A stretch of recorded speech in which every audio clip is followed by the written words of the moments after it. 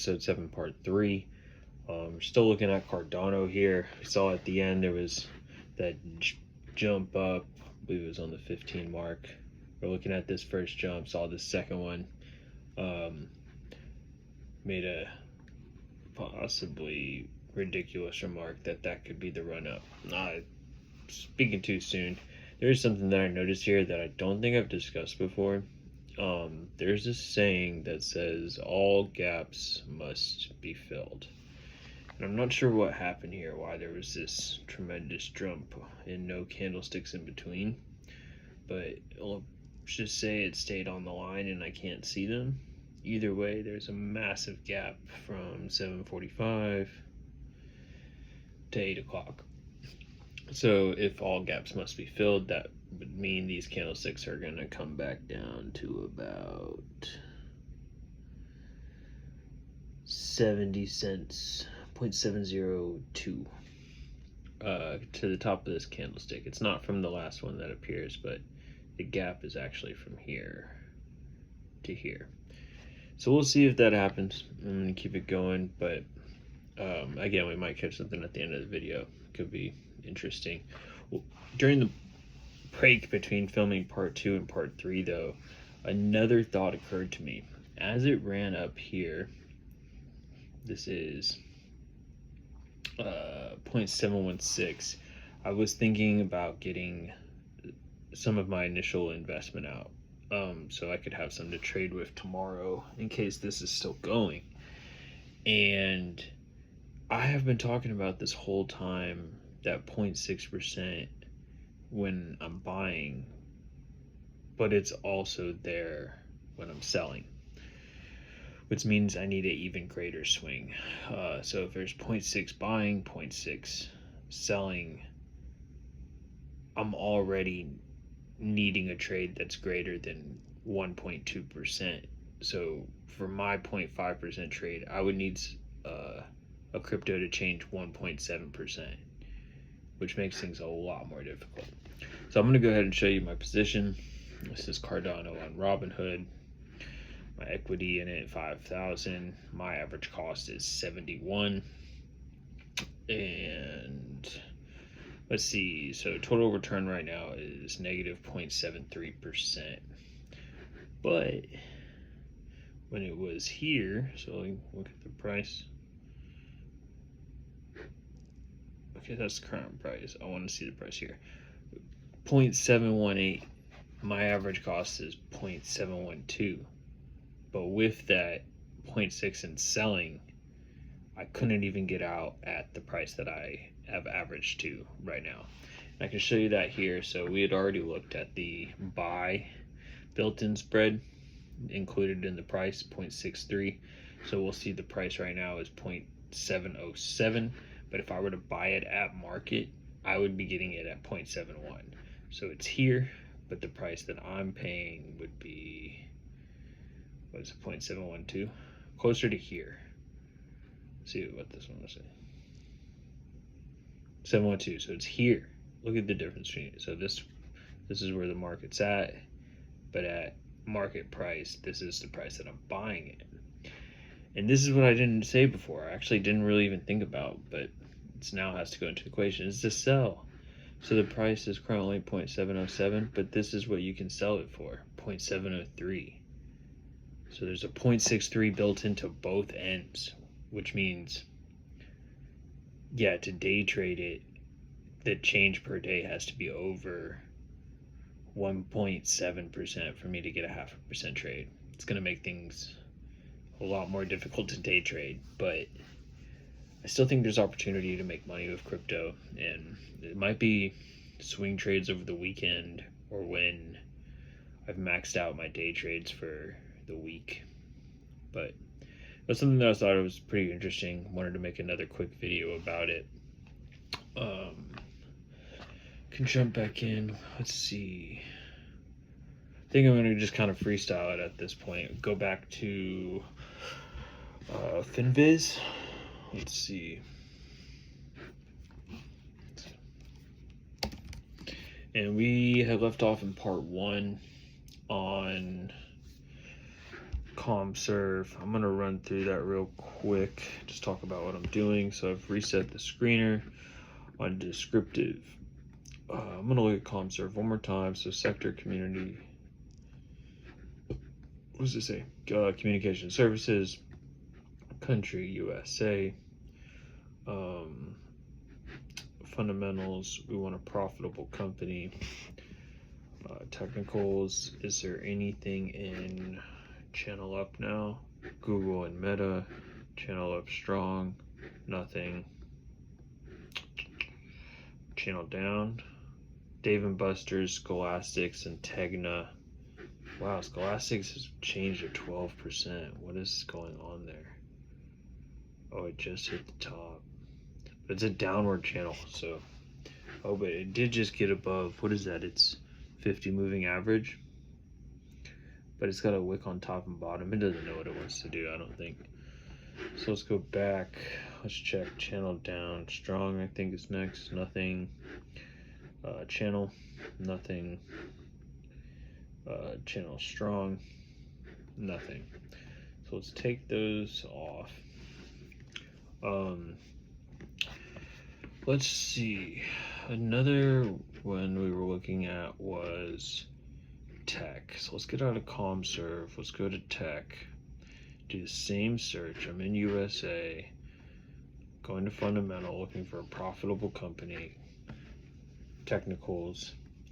Pattern. Let's do the same thing again. Channel up would be great. Wow, there's a lot. Let's go to channel up strong.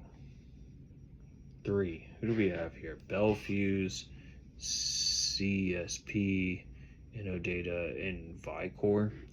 Of these, I like the volume on InnoData, and it's down, so it might be due for a pop on Monday. This is the strong channel it's in. It's got a little hammer going. The 20 is above the 50. The 50 is above the 200. Does have support way down here. Where it hit the T, was there support? I can kind of see that. Yeah, especially right here with this fat candlestick. It's bouncing up at about the same price. It might want to get back in that channel. And the volatility on these days, look at this candlestick here. If it had another day, just to bring it back up to its 20 moving average, and it's at 41, let's just say, what's this blue line at? Blue line's at like 47. That would be over 10%. It could be over a 10% day. Even if it gets just to the top of its bottom moving channel. What is that, 44? That's like a $3 difference. Pretty significant as well. What is that? 4 times, it's like a 6% trade. This is interesting. I'll keep my eye on that. But those are channel ups. My favorite is always channel. Let's check that out. So we got, Qualcomm. That's one of my favorites. Very familiar company in the semiconductors. 10 million volume, always doing big stuff. 0.72%. This is for the whole day. These are also pretty small, even though they're positive. Let's take a look at Qualcomm. So it's just been chilling near the bottom, or near the middle bottom, and it's bouncing below its 20. The 20 is below the 50. Not ideal, not sitting necessarily on the bottom of the channel, but when it has gotten to this point in the past, so just like it tested here, came up, it was riding the 20 just like it's doing again. If it gets on top of it, we could see a similar run up just like that actually. So Qualcomm's maybe going to be on my radar. Check that out. Teradyne, NetApp. What's the next biggest one in volume? Teradyne. Whoa, look at that. Hold on. Why did that look different? Do you see here? Oh, those are months. So just, let's see if we can pull up that camera. Monthly? Is it weekly? Look at this gap right here. I know I just said earlier about all gaps must be filled. That, I don't know how long it's going to take. It's pretty far down. Last time it was at 87 was November.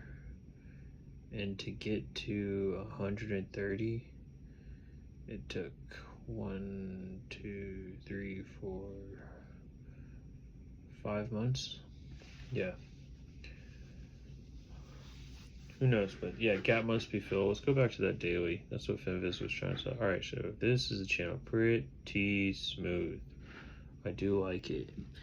In the bottom of this channel, they threw on this wick here, but I wouldn't even mind having one about there. That's where this candlestick touched here, and it's where it touched over here. This one closed up here, so it just went past it and came back. I think that's all right with me. And even if it came back to its, what is purple, the 20 again? Let's see, if it goes to here, it could have up to 109, another 10% jump maybe possible. I'm liking Teradyne too. Maybe tech is the way to go for this week. Let's check out channel strong. Net app. Whoa, big gap down to again. Back in March. Oh, so everything's trying to recover from when Trump put in those tariffs. Remember, we were looking at the sectors. Tech and ComServe had been slammed since March. So these gaps will be filled probably, I would say, in the next 4 months. There's going to be a lot of opportunity of these two sectors coming up. I think they're going to be good ones to trade for, yeah, at least a couple months. All right, anything else I want to look at here? I do want to try one other thing. So let's stay in tech. Let's go to the change. Let's go to the most, up 20%. Oh, I'll take a peek at ADA real quick.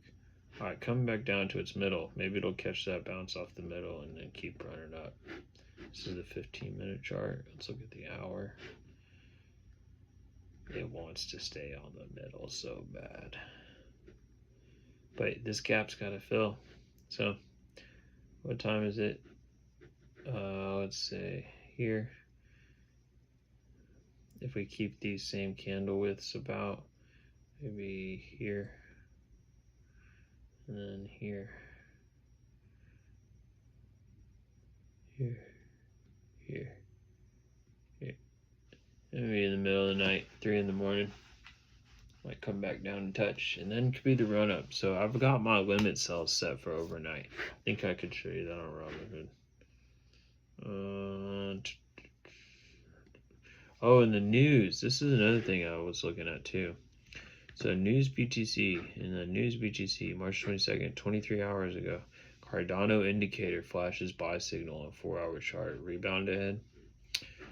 Can Cardano reclaim $1 on the 22nd? That was yesterday. Something's going to happen. I hope it happens when I sleep, but what was I going to show you if I can? Where are my orders? So I've already got some set. Here we go. Yeah. So limit sells. I've got this one at the price that I've got it for. About half of what I've entered because I want to trade some of this with some of those companies we're looking at, Finviz. And then my second one is at 0.725, and whatever's left over from, so this was half, this is a quarter, and then that last quarter I'm going to try to get it up at the top. We'll see how it goes. All right, thanks for watching.